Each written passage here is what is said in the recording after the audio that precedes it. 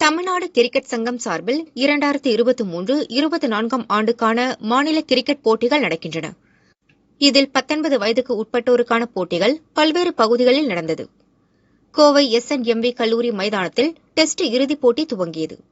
இப்போட்டிகள் தொடர்ந்து 3 நாட்கள் நடக்கிறது. இதில் கோவை மற்றும் தென்காசி அணிகள் மோதுகின்றன. டாஸ் வென்ற கோவை அணி முதலில் ஃபீல்டிங் செய்தது. பேட்டிங் செய்த தென்காசி அணி வீரர்களை கோவையின் தஷிஷ் கண்ணன் இடது கை சுழற்பந்து வீச்சால் மிரட்டினார். தனது 2வது ஓவரில் முதல் விக்கெட்டை எடுத்த தஷிஷ் தொடர்ந்து எதிரணி வீரர்களை அடுத்தடுத்து பெவிலியன் அனுப்பினார். அவர் 18 ஓவர்கள் வீசி 23 ரன்கள் விட்டுக் கொடுத்து 9 விக்கெட்டுகளை வீழ்த்தினார். தென்காசி அணி முதல் இன்னிங்ஸில் 76 ரன்களுக்கு ஆல் அவுட் ஆனது. தொடர்ந்து முதல் இன்னிங்ஸை துவக்கிய கோவை அணியின் துவக்க வீரர் கிஷோர் 39 ரன்கள் எடுத்து நிதானமாக விளையாடினார். இப்போட்டியில் கோவை அணி 4 விக்கெட் இழப்புக்கு 115 ரன்கள் சேர்த்து முதல் நாள் முடிவில் 39 ரன்கள் முன்னிலையில் உள்ளது.